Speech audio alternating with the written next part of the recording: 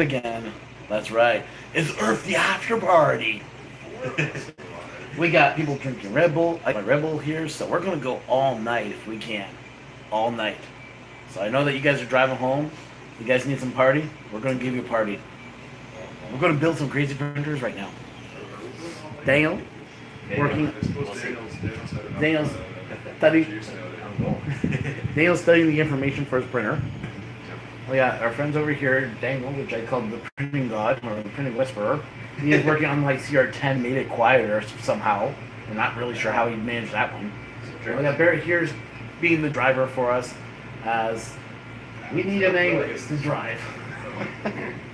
Because we need more. Talk about the meeting. Come on, I'm way more than your driver. Moral support. The guy who got you into 3D printing, don't forget. Yeah, you almost did something to us, but we're not going to talk about it on the screen. You can see the red light. I'm tired. What can I say? We're not even sure our fingers at the end of this print days, guys. Yes, I'm drinking Red Bull, Liz. I am, yeah, because we're gonna go all night. All night. Yeah. No. Like hour and a half max. Oh, come on. That's all. So, Daniel, can you, do me a favor? I'll touch it over to you. Let's talk about this machine right here. What are we going to do with this? What do you want to do with this machine today?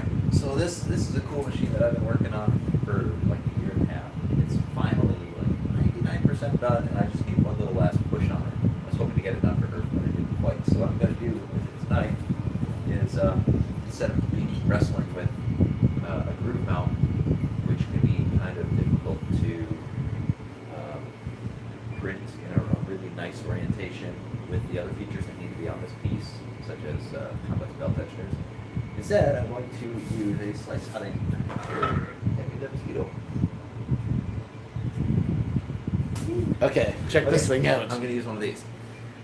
So this is the Mosquito by Slice. I don't know if you guys have all seen this yet, but I'll probably be using some of the ones on the top.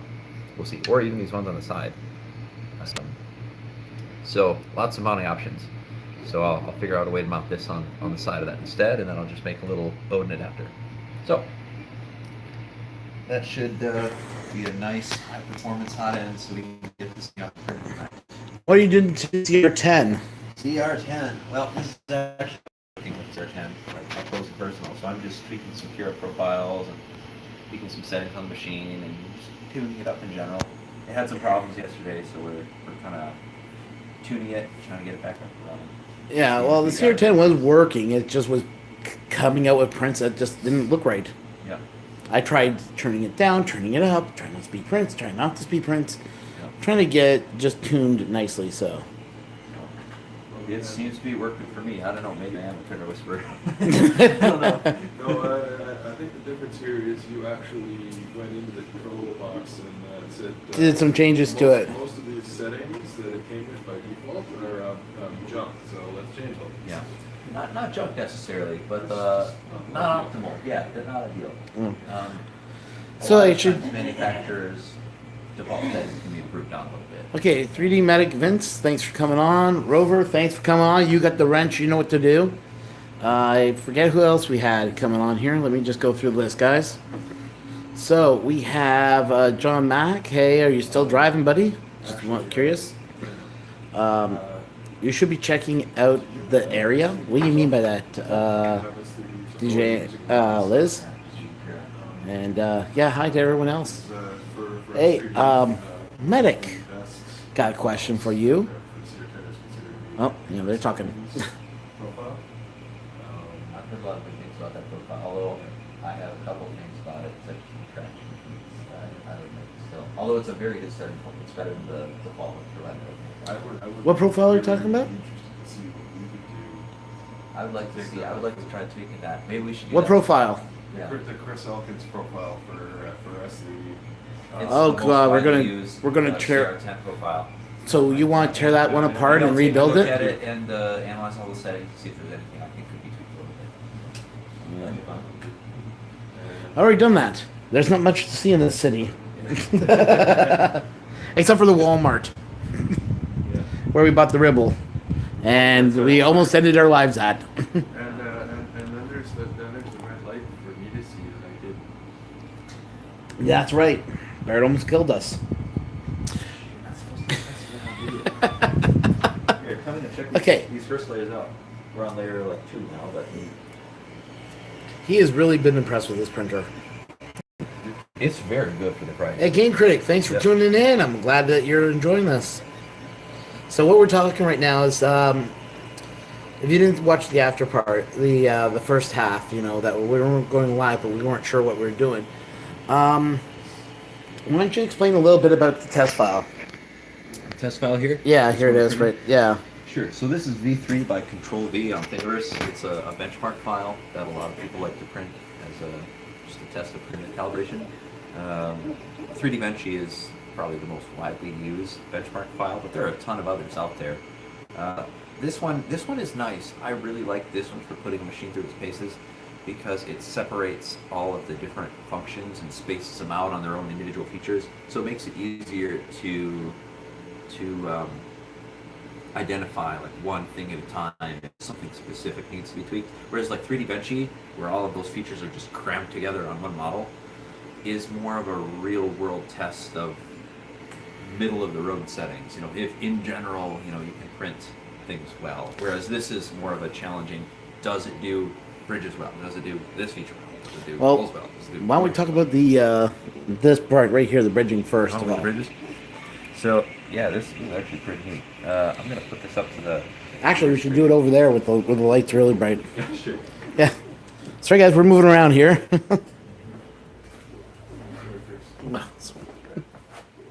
So that bridging turned out really well. I was surprised. Some of that I think might be due to the CR10's cooling scheme, which is deceptively effective. I Yeah. would say it's very simple, but yeah, deceptively effective. Sometimes the best solutions are the simplest ones. The CR10 doesn't have a flashy set of nozzles to direct the air wherever it's going, but it does have just a nice clean path for the air to go through around the nozzle, pull the heat out of the print, and then just exit the other side. And that's really what you want. I mean, you don't want to keep the heat in the air. You're trying to get it out there. So the This, CR10 your is server very will be effective. worked on later. Trust me. Yeah. Once the CR10 is fully set up, then I'll send you your sword that you want so badly. Like I told you, you're gonna have to paint it yourself. I'm not painting it. painting is difficult. Yes. I could tune a printer What all day long. I but, love like, this right here. post-processing It's a is difficult. spiral. Oh yeah, check out that spire. That cooling quality on the top there. This is really nice. Yeah, and you can actually see that spaces are really well defined right in here too. Nothing is the overhangs aren't drooping like you would expect to see. Right. And there's a little bit of stream, but that's normal with any type of PLA. Right. I tweaked a couple settings to see if I can get rid of that this time around. Okay. What did you tweak? So a little bit lower temperature. How much? Just a little. Okay. Since it seems to be bonding pretty well, and I think we can get away with it a little lower. Yeah. Also speeds and retraction speed and de-retract or prime speed, and just tweaking a couple things. Yeah, we're taking this My here. gut is telling me that different things need to be tweaked. It's hard after a certain point. Like you just kind of internalize the behavior of all these things. It's hard to put it into words. Yeah. Now, My gut is just telling me these tweaks need to be made. Rollers asked us a question here. Mm-hmm. He wants to know how about the circle. Hang on, I got 2 message boxes showing up. Sure. It Let's says, see. how about the circle ring blower This one. attachment? Oh, circle ring blower attachment. Okay. Yeah. I got you. Like the DIII cooler for like the Wanhao, that sort of thing. So that's a pretty common setup. You'll have maybe a 50-15 radial fan that blows around a ring, and then there's little like vents that blow air through. Yeah. Now that's nice in one respect. The airflow is very even. So any particular point around the nozzle is going to have some jet of air hitting it. So at least it's even. But the problem with those is there isn't a clear path for the air to escape. You want to offer as little resistance as possible for the air to carry the heat away. I mean, that's what cooling is all about, really. You're trying to get heat out of the plastic.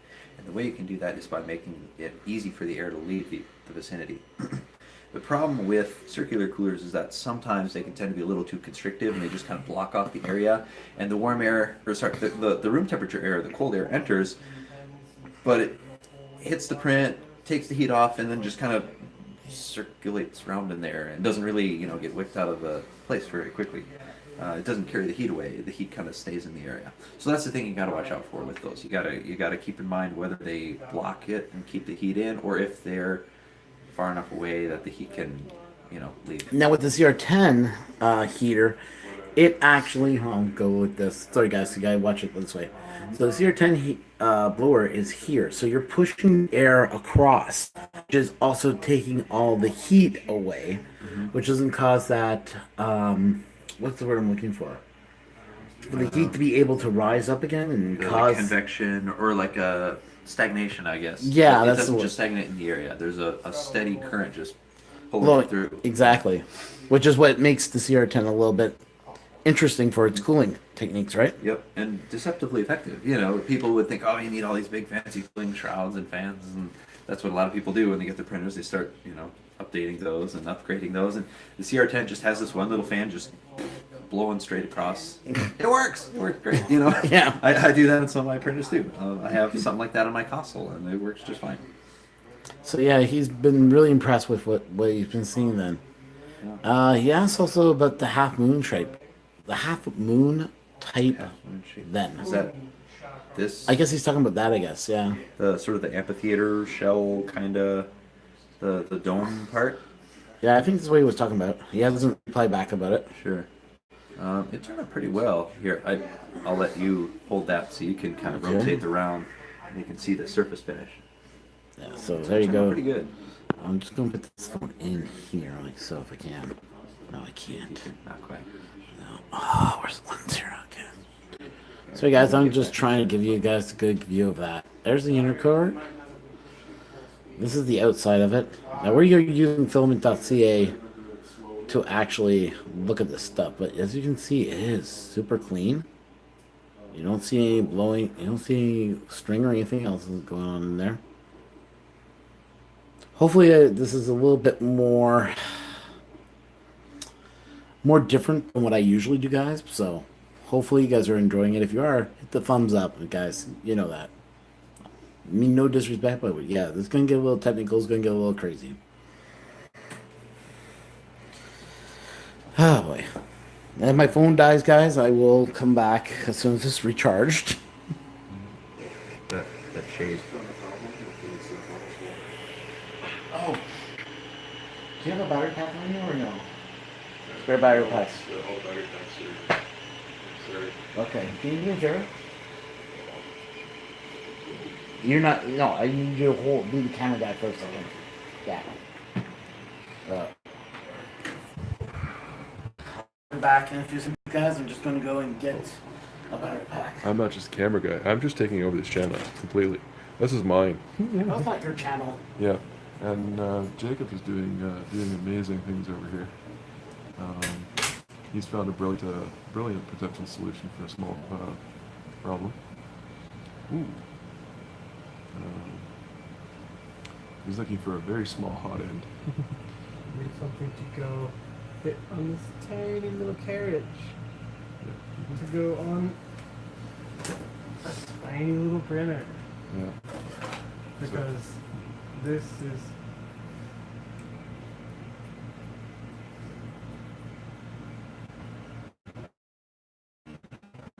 up to scale.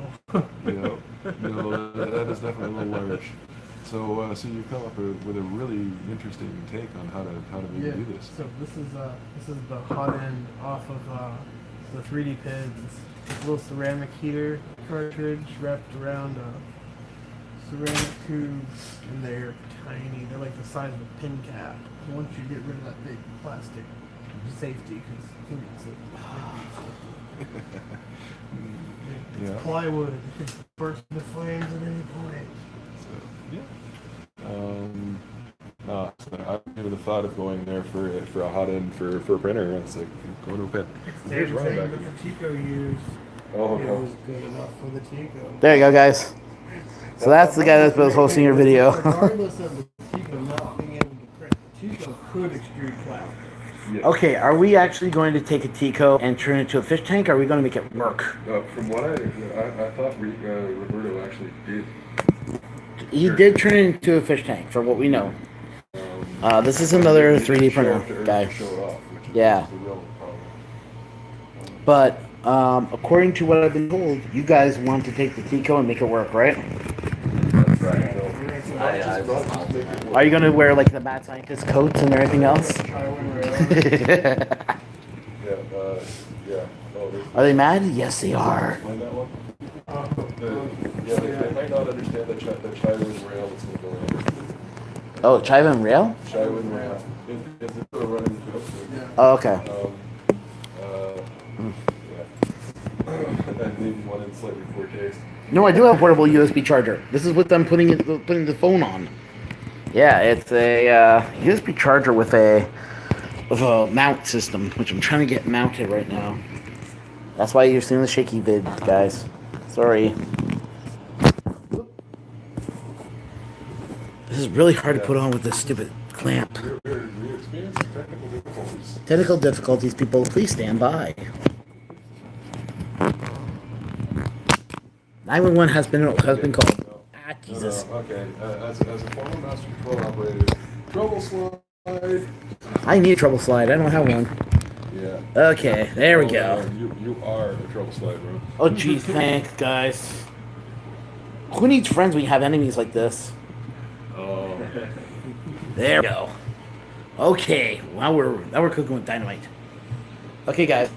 So I got this now on the mount, so it's a little bit more steadier, guys. Let's see how this printer is going. Get really up close to the printer here.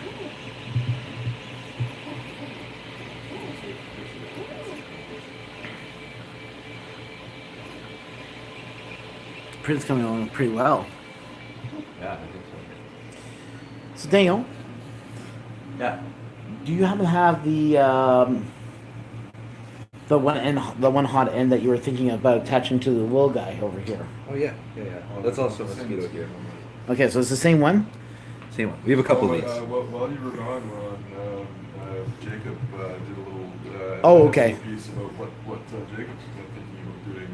Oh, yeah. He found a smaller solution. Yeah. Oh, he's you thinking found a of smaller using- solution? Yeah, something else. Okay. That would Yeah, be you more missed to that. scale. So that little printer is Yeah, that's a little small pretty, enough. guys. That's it's That printer kind is of so small. challenging to find pieces. That's So all. your audience has already seen this. You're the one who's Yep. just a prank. It's fighting.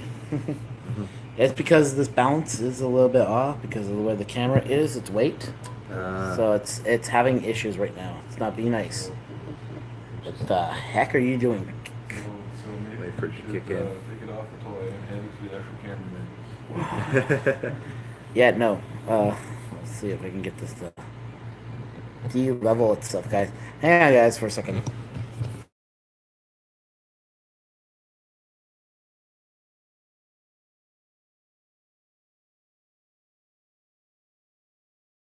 Are you sure you want to stop streaming? Let's say cancel. Yeah, cancel that out.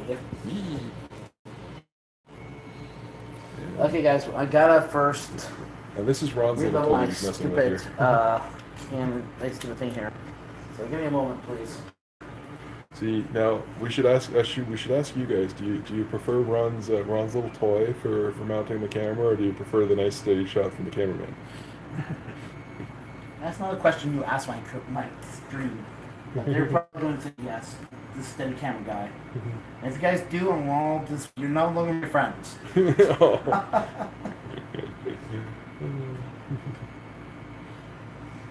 Okay. Good. Set. Okay. Time to do the When this thing calibration. works, that Ron's working on here, it actually is really pretty awesome. But Calibration this I'm phone doing is dropping calibrations. fast. Huh? This phone is dropping fast. It's going from 14% to 13%. It's getting power from this. Yeah, So it should be back on again. Okay, calibration done. Isn't it supposed to do the calibration with the phone actually? Or you just Yeah, I know. I just let go of it. It's spun out of control. let me hold the phone. And Alright. hold the- There we go. Reconnected. Yeah, I knew I needed a portable USB charger. Get an extension cord, then walk around the room. It totally fits. Between here, Oh, great guys. like you want to actually try it? No, I mean like without belts on the x-axis. Oh, without the mosquito fit. So we only got 2 people left watching. That's not a slight problem. With belts, If there's I open no this, I cannot good close way it. to do it. Really? There's no There's no- resealant? Nope, it's just a pop tab. Weird. Why would they do that? Yeah. Well, it was only 60 cents, so I guess they had to save a couple cents on threads. Guys, I'm just trying to get this thing to What I need to raise the figure out what it wants to do here. There we go. Now it's somewhat okay. I think it got part of this now.